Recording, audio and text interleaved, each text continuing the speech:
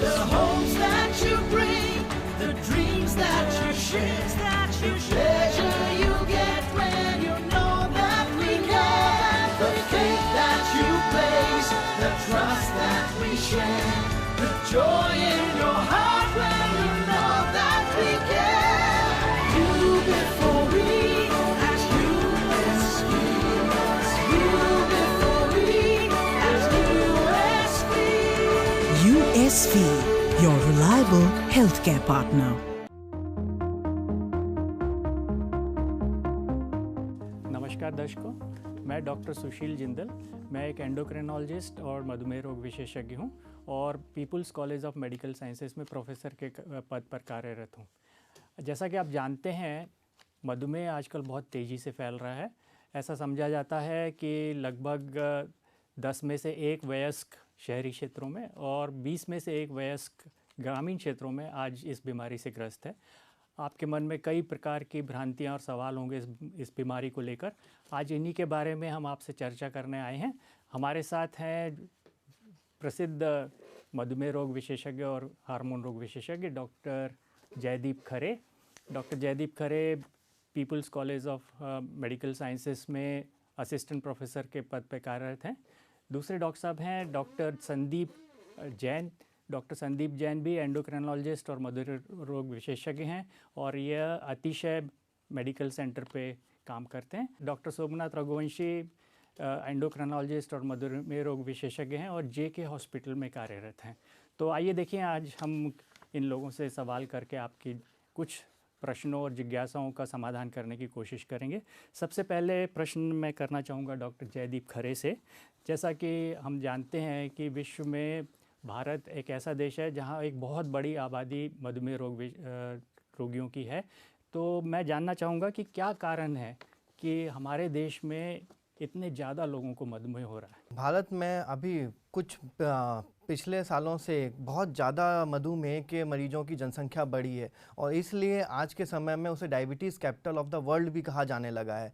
इसके कई कारण हैं। 2 प्रमुख कारणों में से हम ये बोल सकते हैं कि जीवन शैली में बदलाव आना और दूसरा जेनेटिक कॉजेज़। जीवन शैली में पहले जैसे कि प्राचीन काल में हम देखें तो प्राचीन काल में हमारा शरीर बना था ऊर्जा को एकत्रित करने के लिए और वो मोटापे के फॉर्म में या फैट के फॉर्म में जमा होता था और जब भी भोजन नहीं मिलता था तब वो ग्लूकोज में कन्वर्ट होकर के हम लोगों को एनर्जी प्रोवाइड करता था। लेकिन आज के समय में बहुत आसानी से खाना मिल जाता है तो वो जो एकत्रित हुआ भोजन है वो उपयोग नहीं हो पाता, जिसके कारण इंसुलिन रेसिस्टेंस डेवलप होता है और वो जो इंसुलिन को काम करना है, शुगर को कम करने का, वो नहीं कर पाता है। और दूसरा जेनेटिक कॉजेज़, जिसमें कि हम लोगों का सेंट्रल ओबेसिटी, पेट का मोटापा ज़्यादा बढ़ता है और सेम मात्रा का मोटापे पे ज़्यादा इंसुलिन रेसिस्टेंस डेवलप होता है। ये 2 प्रमुख कारण है सर।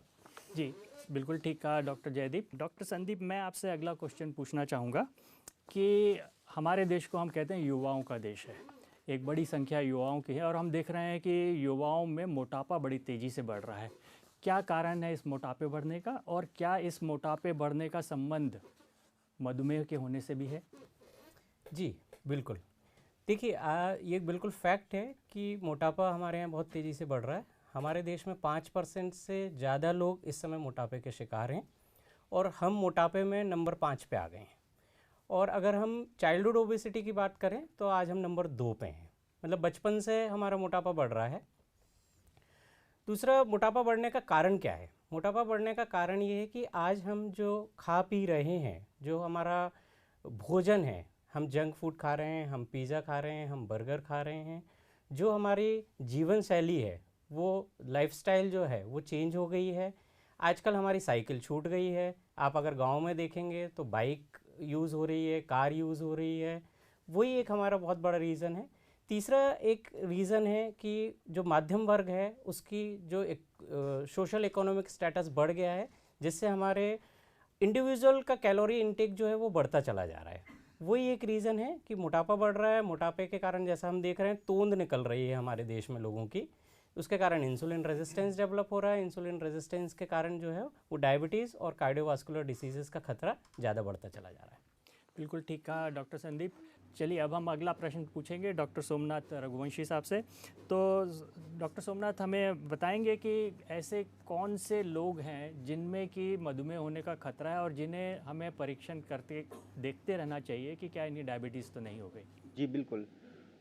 सबसे मुख्यतः हम देखेंगे कि यदि परिवार में किसी को शुगर है, मधुमेह से ग्रसित है, यदि किसी को मोटापा है, कोई ब्लड प्रेशर से की शिकायत है या आपको कोलेस्ट्रॉल बढ़ा हुआ है, तो ऐसे लोगों में हमको शुगर की जांच करना चाहिए। डॉक्टर रघुवंशी, हम आपसे एक और बात पूछना चाहेंगे कि यदि हमें किसी व्यक्ति के अंदर यह लग रहा है कि इसको मधुमेह होने वाली है या हो चुकी है, तो हमें क्या क्या परीक्षण कराने होंगे? इसके लिए हमारे पास 3 परीक्षण हैं। सबसे पहले हमको खाली पेट शुगर की जांच करना चाहिए, जो कि 8 से 10 घंटे के फास्ट के बाद हम लोग कर सकते हैं। दूसरा, हम भोजन के बाद हम लोग शुगर की जांच 2 घंटे बाद शुगर की जांच कर सकते हैं। तीसरा, हम 75 ग्राम ग्लूकोज के 2 घंटे बाद भी हम शुगर की जांच कर सकते हैं। तीसरा, हम 3 महीने की शुगर की जांच होती है जिसको HbA1c बोलते हैं, हम वो भी कर सकते हैं। इनमें से न्यूनतम 2 जांचों का पॉजिटिव होना आवश्यक है शुगर होने के लिए। या किसी व्यक्ति को कुछ जैसे लक्षण हैं, वजन कम हो रहा है, बार बार प्यास लग रहा है, बार बार पेशाब आ रहा है और उसका यदि शुगर बढ़ा हुआ है, 200 से ज़्यादा है, तो उसको शुगर हो सकता है। डॉक्टर रघुवंशी, एक और प्रश्न पूछना चाहूँगा कि यदि डायबिटीज़ हो गई है तो हमें क्या लक्ष्य रखना चाहिए शुगर के लिए, जो हम कह सकें कि ये फिर हमें कोई डायबिटीज़ के विकार होने की संभावना कम हो गई? हमको ये देखना होगा कि हम अपने शुगर का निर्धारण कैसे कर सकते हैं कि हमारा शुगर कंट्रोल है या नहीं है। तो इसमें हम देखते हैं कि सबसे पहले हम लोग टारगेट करते हैं HbA1c, जो 3 महीने की शुगर की जांच है। हम कोशिश करते हैं ये 7 होना चाहिए। तो जो 7 होना चाहिए हम उन लोगों में रखते हैं, या 7 से कम, जो लोग अपने शुगर को अच्छे तरह से मैनेज कर सकते हैं, जो यंग लोग होते हैं। किंतु यदि आप वृद्ध हैं, आपको और एसोसिएटेड उससे संबंधित कुछ बीमारियां हैं, आई की परेशानी है, किडनी की परेशानी है, तो हम इस गोल को रिलैक्स कर देते हैं, 7 से ज़्यादा रखते हैं। आपको बार बार शुगर कम होती तो हम इसको 7 से ज़्यादा रखते हैं। बात करते हैं खाली पेट शुगर कितना होना चाहिए, तो खाली पेट शुगर आपका बोलते हैं 80 से 130 या 140 से कम रख सकते हैं आप। और बोलते हैं खाना खाने के बाद कितना शुगर होना चाहिए 2 घंटे बाद, तो ये आपका होना चाहिए 180 से कम। और जब हम बात करते हैं कि टोटल एवरेज शुगर कितना होना चाहिए, तो ये 140 से 180 हम लोग रख सकते हैं। इसको हम बोलते हैं पेशेंट का कंट्रोल बेटर है। तो अब हम अगले प्रश्न पे आते हैं। डॉक्टर जयदीप खरे से मैं पूछना चाहूँगा कि हम देखते हैं कि आजकल किडनी रोग के मरीज़ बहुतायत से देखे जाते हैं। एक बड़ी संख्या में मरीज़ हम सुनते हैं कि उनको डायलिसिस पे रखा हुआ है। कई राजनीतिज्ञों को भी डायलिसिस चल रहा था या उनके किडनी का ट्रांसप्लांट करना पड़ा। तो क्या ये किडनी का जो प्रॉब्लम है, किडनी की जो बीमारियां हैं, इसका संबंध मधुमेह से भी है?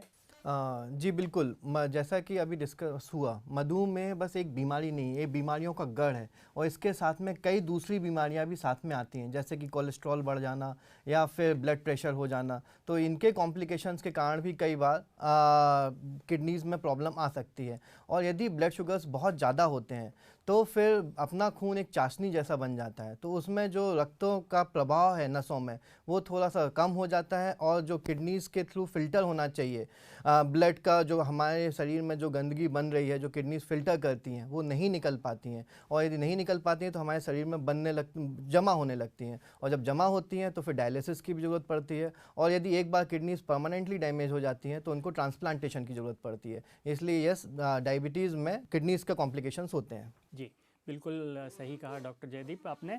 इसी प्रकार एक और डायबिटीज़ का कॉम्प्लिकेशन होता है जिसको हम कहते हैं कि आँखों पे डायबिटीज़ का असर आ सकता है।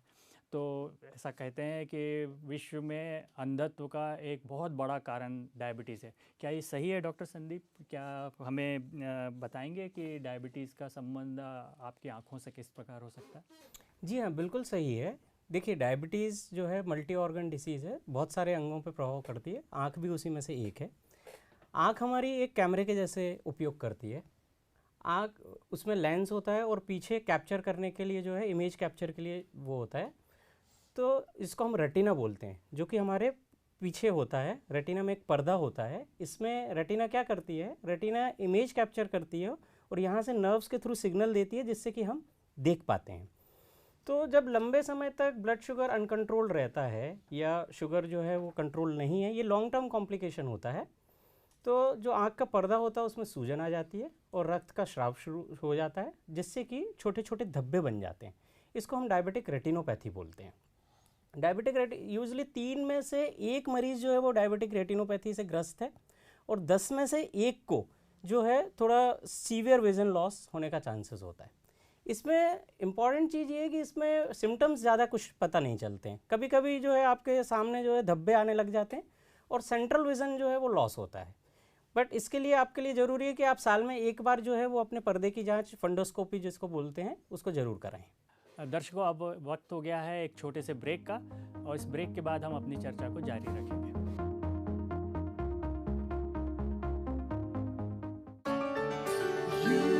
The homes that you bring, the dreams that you share, the pleasure you get when you know that we care, the faith that you place, the trust that we share, the joy in your heart when you know that we care. You before we, as USV, you before we, as USV. USV, your reliable healthcare partner. दर्शकों, इस break के बाद आपका पुनः स्वागत है।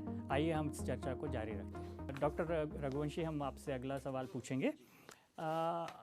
यदि आपके परिवार में खून के रिश्ते में या फर्स्ट डिग्री रिलेटिव जिसको हम कहते हैं, उनमें किसी को यदि मधुमेह है, तो क्या ये बताता है कि दूसरे लोगों को भी या उनके बच्चों को भी होने का खतरा बना हुआ है? जी, ये बात बिल्कुल सही है कि यदि परिवार में आपके किसी को मधुमेह है तो परिवार के सदस्यों को या फर्स्ट डिग्री रिलेटिव को मधुमेह हो सकता है। किंतु हम देखते हैं कि 2 भाई होते हैं या 2 जुड़वा भाई होते हैं, एक गांव में रहता है, एक शहर में रहता है। तो जो शहर में रहता है उसको शुगर होने के चांसेस या मधुमेह होने के चांसेस ज़्यादा होते हैं, क्योंकि यहाँ का खान पान अलग है, आरामदायक शहर की जीवन शैली आरामदायक है, जबकि गांव की जीवन शैली में हम लोग एक्टिव रहते हैं और ज़्यादा काम करते हैं। तो मुख्यतया अगर हम बात करते हैं कि आनुवंशिकता या आराम, तो हम बोलेंगे कि आरामदायक शैली मुख्य कारण है डायबिटीज़ का या मधुमेह का, मतलब आनुवंशिकता के संबंध। जी, आपने बहुत अच्छी बात बताई। डॉक्टर जयदीप, मैं आपसे पूछूंगा कि एक और बहुत बड़ी समस्या है डायबिटीज़ में कि गर्भावस्था में डायबिटीज़ हो गई, तो इसके बारे में कुछ प्रकाश डालेंगे आप कि क्या इसके दुष्परिणाम हो सकते हैं या इसमें हम क्या प्रिकॉशंस ले सकते हैं? गर्भावस्था के दौरान डायबिटीज़ 2 प्रकार की हो सकती है। या तो पहले से ही महिला को डायबिटीज़ के बारे में पता हो, और दूसरा कि पहली बार उसको गर्भावस्था के दौरान पता चले।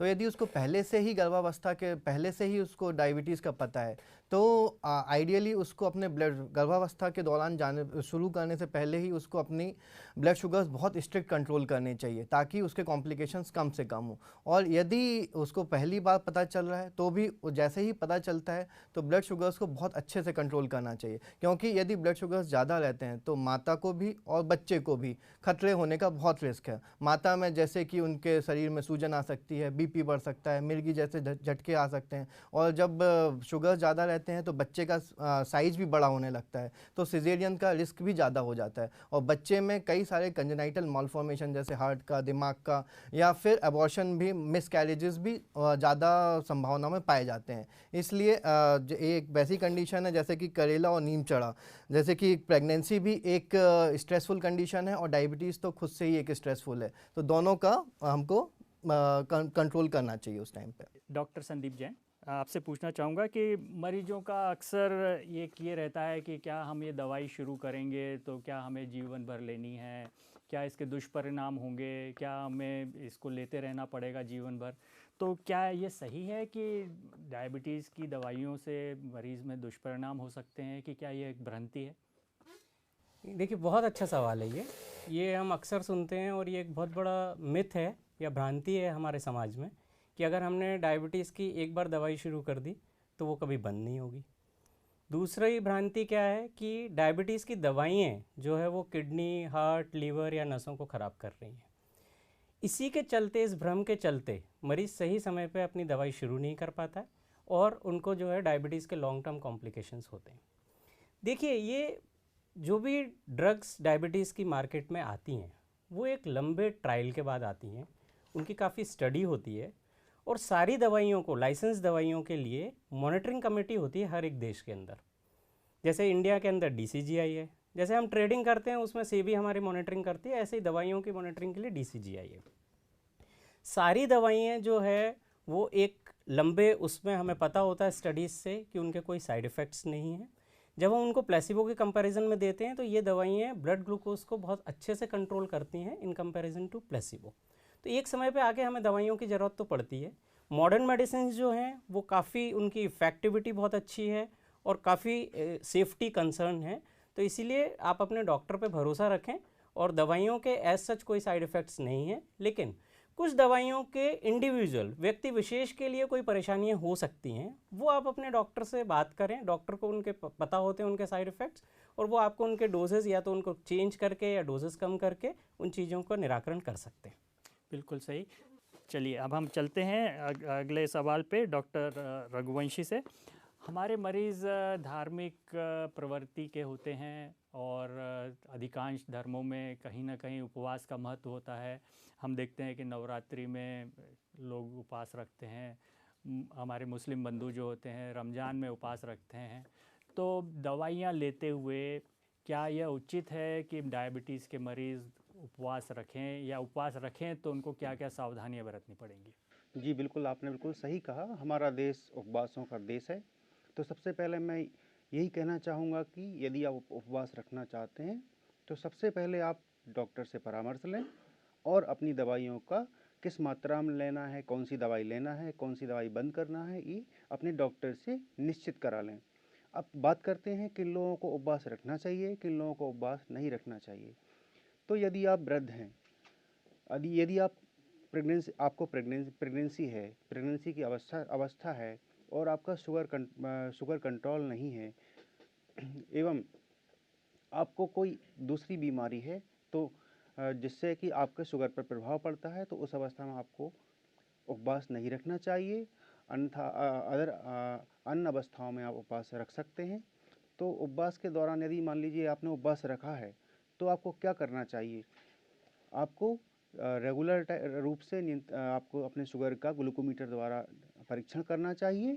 यदि आपका शुगर कम होता है, कम मतलब 70 से अगर कम होता है या आपका 300 से अधिक होता है, तो आपको आपका उपवास बंद कर देना चाहिए एवं आपके डॉक्टर से परामर्श लेना चाहिए। अगला सवाल मैं पूछना चाहूँगा डॉक्टर जयदीप खरे से।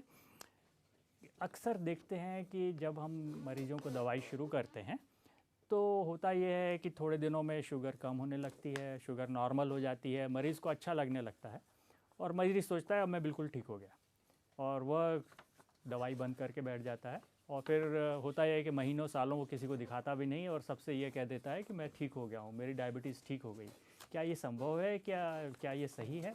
जी नहीं, ये बिल्कुल सही नहीं है। कभी भी किसी भी मरीज को बिना डॉक्टर के परामर्श के अपनी दवाइयाँ ना तो बंद करनी चाहिए और ना ही बदलनी चाहिए, क्योंकि दवाइयों के प्रभाव से उसके शुगर्स कंट्रोल हुए हैं और जैसे ही वो दवाइयाँ बंद करेगा तो उसके शुगर्स वापस से बढ़ने लगेंगे और जो बढ़े हुए शुगर के दुष्परिणाम थे वो कुछ समय बाद उसमें दिखने लगेंगे। और ना कि अपने पड़ोसियों से ना दोस्तों से पूछ करके दवाइयाँ बदलनी भी चाहिए, क्योंकि हर पेशेंट अलग होता है और उसको देखकर ही डॉक्टर ने उसके लिए वो दवाई प्रिस्क्राइब की होती है। अब हम अगले सवाल पे आते हैं। हम देखते हैं कि एक और जो बड़ी समस्या है हमारे देश में कि अब हार्ट अटैक बहुत बहुतायत से हो रहे हैं। तो क्या हार्ट अटैक का संबंध भी डायबिटीज़ से हो सकता है? क्या डायबिटीज़ के मरीज़ को हार्ट अटैक होने का खतरा बहुत ज़्यादा हो सकता है? बिल्कुल सही है।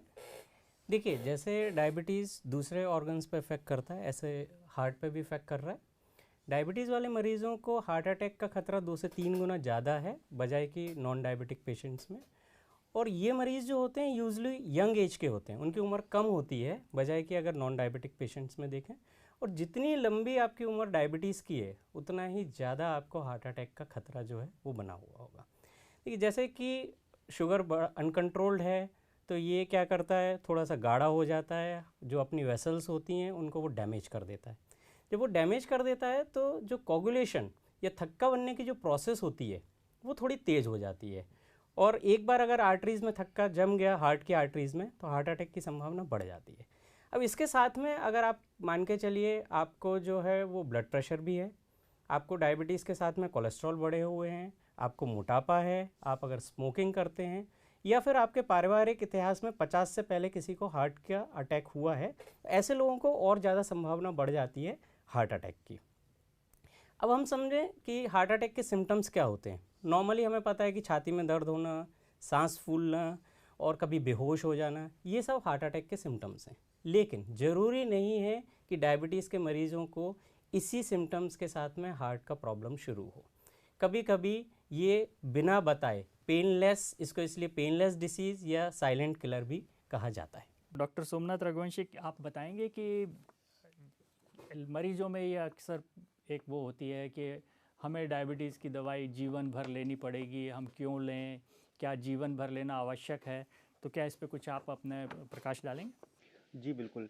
यदि हम देखते हैं अगर शुरुआती दौर है आपके मधुमेह का, तो और शुगर आपका ज़्यादा नहीं बढ़ा हुआ है, तो उस अवस्था में आप व्यायाम और नियमित आहार से अपना मधुमेह को कंट्रोल कर सकते हैं। किंतु यदि आपको एक बार मधुमेह हो गया और आपको उससे होने वाले दुष्परिणाम जैसे किडनी का परेशानी, हार्ट का परेशानी हो गया, या तो हम यही आपको एडवाइस करेंगे कि आप नियमित रूप से दवाई लें, अपने शुगर को नियंत्रित रखें, जिससे कि आपको मधुमेह के कारण होने वाले दुष्परिणाम, जैसे कि डॉक्टर संदीप ने बोला कि किडनी की परेशानी, हार्ट की परेशानी, कोलेस्ट्रॉल का बढ़ जाना, और इनके हम देखते हैं आगे जाके बहुत ही गंभीर दुष्परिणाम होते हैं, तो हम इनको रोक सकते हैं। तो मेरा यही मैसेज है आपको कि आप नियंत्रित रूप से डॉक्टर के परामर्श से आप दवाई लें और अपने आप से दवाई को बंद ना करें। जी बिल्कुल सही। तो दर्शकों, हमने देखा कि मधुमेह के बारे में आपके मन में जो बहुत सारे सवाल, बहुत सारी भ्रांतियाँ थी, उन्हें हमने दूर करने की कोशिश की। मधुमेह एक जीवन शैली की बीमारी है।